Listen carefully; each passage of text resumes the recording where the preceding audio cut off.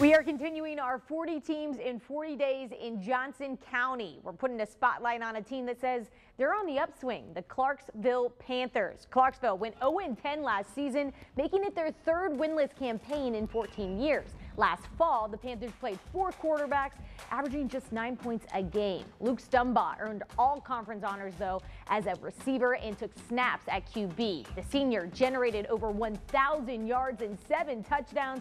The Panthers' record doesn't dampen their hopes, though. In fact, even the players behind our interviews are excited for 2015.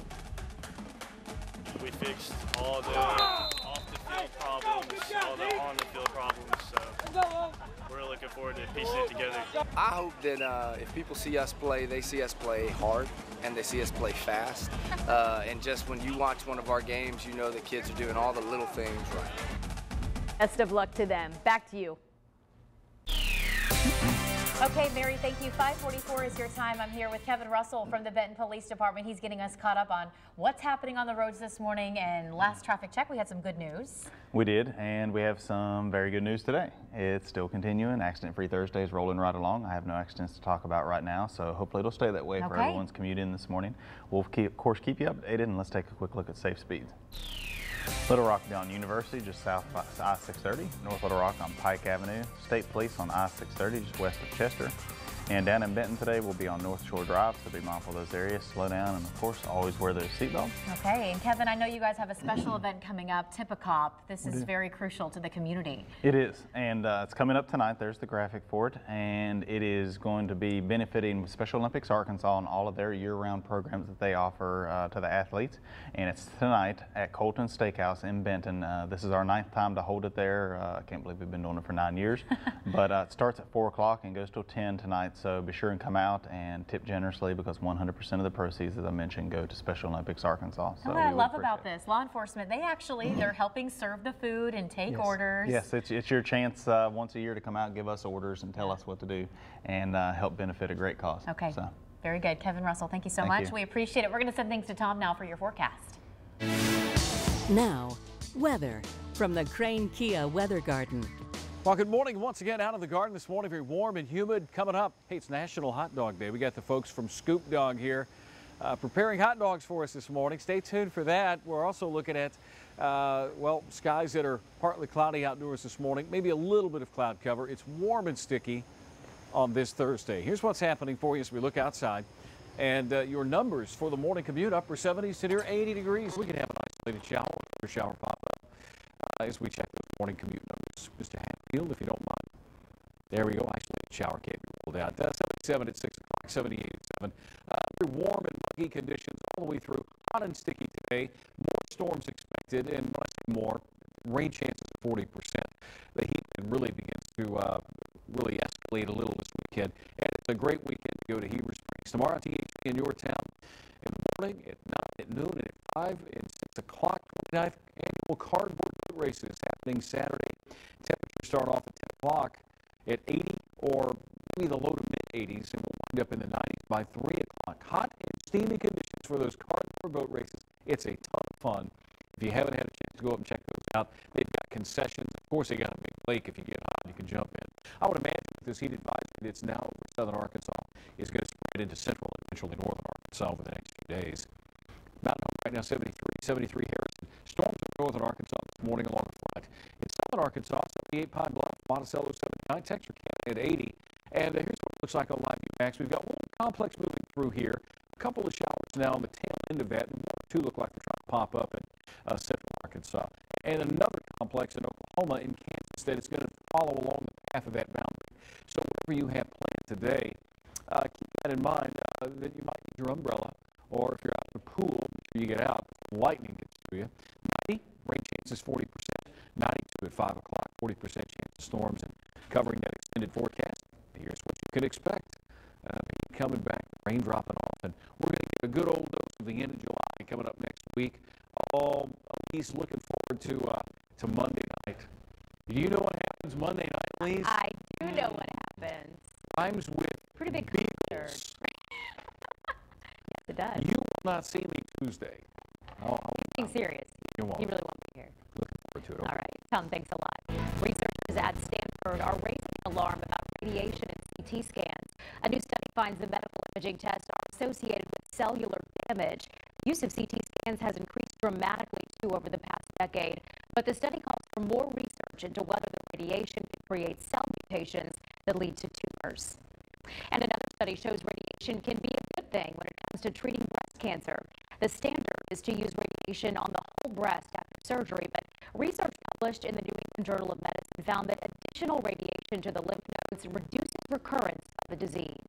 And scientists were surprised by a study finding that soybean oil causes more obesity and diabetes than coconut oil and fructose. New research shows that mice on a diet high in soybean oil gain almost 25% more weight than mice on coconut oil and 9% more weight than those fed additional fructose. About 60% of the oil consumed in the U.S. comes from soybeans. This morning, she was a suspected receptionist in a law firm, but it turns out she was also a thief. Ted Wayman has been looking into this case and has some important words of advice for every one of us. The owner of the law firm trusted the receptionist very much to the point where she would handle incoming mail for him and things like that. Trusting Paula Hoffner was apparently a mistake for the owner of the law firm in question. Despite working for the firm for 6 years, at some point along the way, Hoffner began stealing from her employer. During such time, financial documents belonging to the owner of the law firm were coming in. And for a long time, approximately 2 years, the identity theft actually went undetected. Hoffner had taken financial documents and opened an online banking account for her employer. Went in and created an account and dumped money from his personal account into her account. In fact, she transferred almost $150,000. And he had money that was sitting idle in account, and he was not monitoring the statements. And that's the message here to everyone, is that if you're going to leave money in account every 30 days when that statement comes, you should really take a look. Hoffner purchased property, motorcycles, boats, jet skis, and even season tickets to college football events. We did a search of her house, and again, we found all of the evidence relating to the purchases of services. We found washers and dryers, the accounts for the satellite providers. Postal inspectors say it's important to think of yourself as the personal auditor of your financial accounts. Ask to see the statements that are coming in, ask to see, documents, and ultimately, you might not want to mix your personal life with your business life. I'm Ted Wayman, THV 11 News. The Centers for Youth and Families is a nonprofit dedicated to helping young people and their families. And this weekend, they're hosting the annual Family Fun Fest to raise money that will be used to help Arkansas. We have Christian Epp and also Joe Beth McCallahan here with us this morning to tell us more details. Guys, thank you for coming in today. Good morning. Glad you're here. Joe Beth, I first want to start with you because this is an organization that's been here in the state for many, many years. For our viewers watching this morning not familiar, fill us in on what you guys do in your mission. Centers for Youth and Families is the oldest continuing operating nonprofit in the state. We're 131 years old. And we started out as an orphanage, and we helped parents back in the day to when they couldn't care for their children. Now we help parents build healthier families, and that can be through our outpatient treatment, residential treatment. We also have some intervention programs for fostering, and then my department, which is the Parent Center. And we equip parents through parenting classes that can range from just regular, everyday parenting issues, toddler tantrums, wild teenagers, to just more specific parenting a child with ADHD, helping parents navigate the IEP process in school.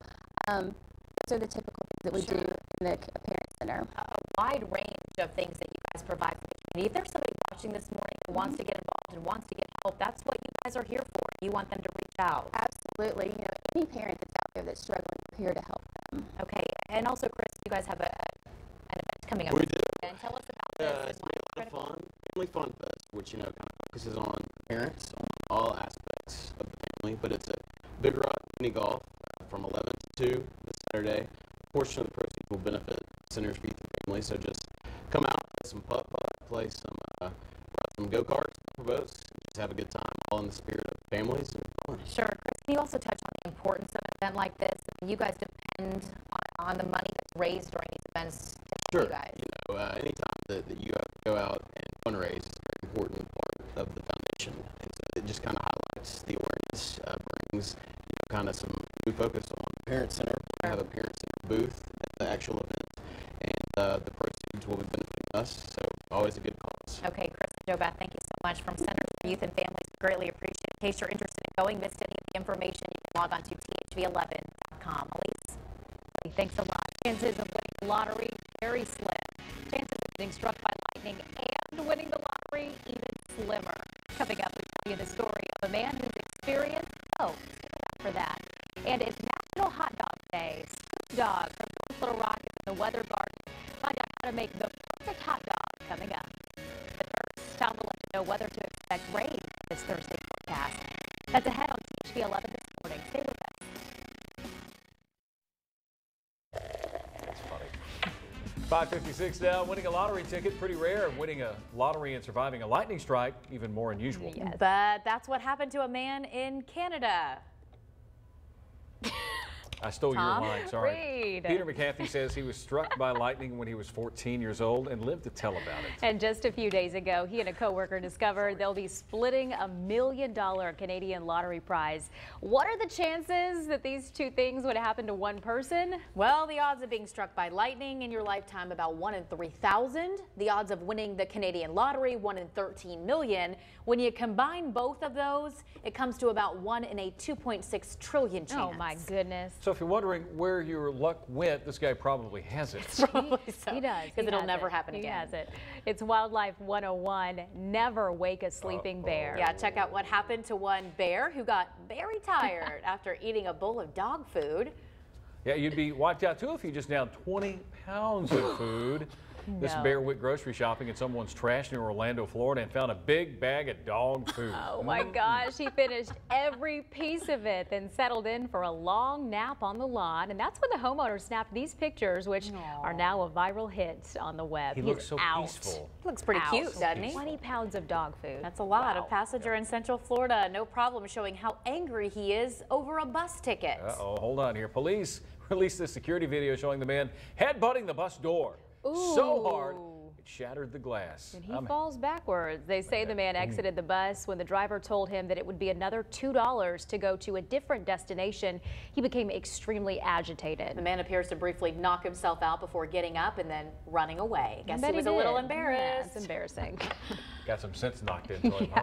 We all know the power of social media. Today, two adorable dogs are owing their lives to it. This after a picture of the two animals pleading for a home went viral. Take a look at your screen right now. Adorable pups Kira and Kayla had just 1 day left before the Atlanta area shelter they were staying at had scheduled them to be put down. So a nonprofit volunteer group posted this picture of the two dogs wrapped in an embrace. They're hugging there on the Facebook page. The post pleaded for someone to rescue the dogs as a foster home had to be secured in order to keep them from being euthanized. And that is when a volunteer stepped up, and as of now, Kayla and Kira are up for adoption and now out of the shelter. Sweet story. Works every time. That picture. Super So sweet. It's the old hug a friend trick. It works. It did work. The second hour of THV 11 this morning, just before 6 o'clock on your Thursday, starts now.